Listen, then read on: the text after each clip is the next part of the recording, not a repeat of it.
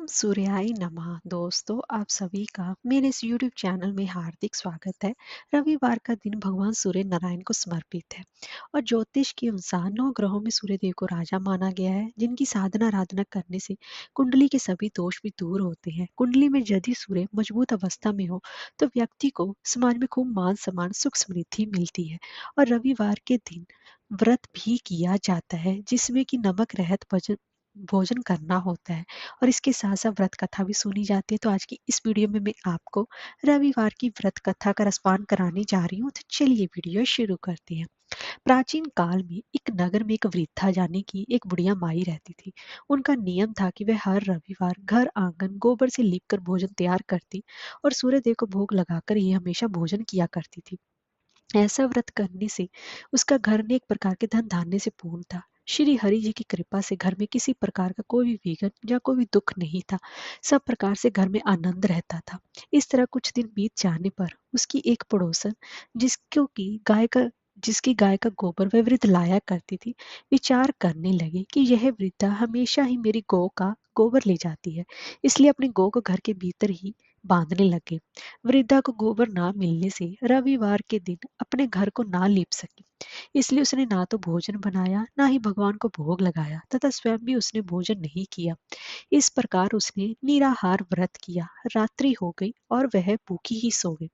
रात्रि में भगवान ने उसे स्वप्न दिया और भोजन ना बनाने तथा लगने का भोग ना लगने का कारण पूछा। तब वृद्धा ने गोबर ना मिलने का कारण सुनाया। तब भगवान सूर्य नारायण ने कहा कि माता, हम तुमको ऐसी गैया देते हैं जिससे कि सभी इच्छाएं पूर्ण होती हैं, क्योंकि तुम हमेशा रविवार को गौ के गोबर से लिपकर भोजन बनाकर मेरा भोग लगाकर खुद भोजन ग्रहण करती हो।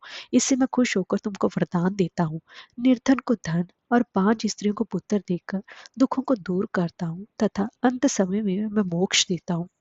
स्वप्न में ऐसा वरदान देकर भगवान तो अंतर ध्यान हो गए और वृद्धा की आंख खुली तो वे देखती है कि आंगन में एक सुंदर सी गौ और बछड़ा बंधे हुए हैं। वह गाय और बछड़े को देखकर अति प्रसन्न हुई और उसको घर के बाहर बांध दिया और वहीं खाने को उसे चारा भी डाल दिया।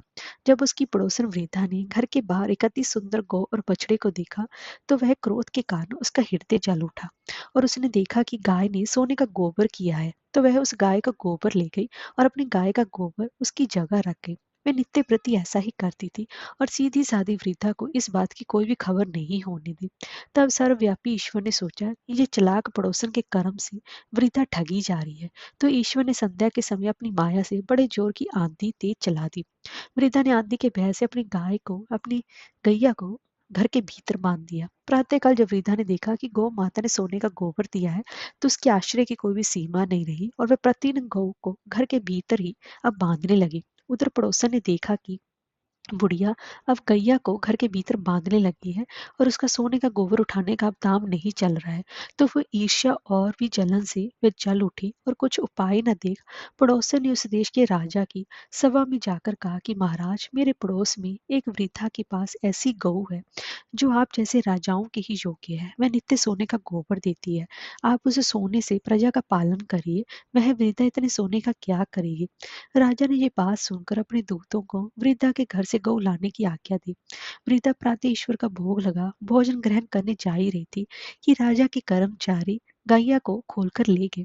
वृद्धा काफी रोई चिल्लाई, किंतु कर्मचारियों के समक्ष कोई क्या कहता। उस दिन वृद्धा गऊ के वियोग में भोजन ना खा सकी और रात भर रो रोकर ईश्वर से गौ माता को पुण्य पाने के लिए प्रार्थना करती रही। उधर राजा गऊ को देखकर बहुत ही प्रसन्न हुआ, लेकिन सुबह जैसे ही वह उठा, सारा महल गोबर से भरा दिखाई देने लगा। राजा ने देखकर घबरा गया। तब भगवान सूर्य नारायण ने रात्रि में राजा को स्वप्न में कहा कि हे राजा, गैया वृद्धा को लौटाने में ही तेरा भला है। उसके रविवार के व्रत से प्रसन्न होकर मैंने उसे ये गाय दी है। प्रातः काल होते ही राजा ने वृद्धा को बुलाकर बहुत से धन के साथ सम्मान सहित गौ बछड़ा लौटा दिया। उसकी पड़ोसन को बुलाकर उचित दंड दिया। इतना करने के बाद राजा के महल से गंदगी दूर हुई। उसी दिन से राजा ने नगर वासियों का आदेश दिया कि राज्य की तथा अपनी समस्त मनोकामनाओं की पूर्ति के लिए रविवार का व्रत रखा करो। व्रत करने से नगर के लोग सभी सुखी जीवन व्यतीत करने लगे। कोई भी बीमारी तथा प्रकृति का प्रकोप उस नगर पर नहीं होता था। सारी प्रजा सुख से रहने लगी। जय हो सूर्य नारायण की।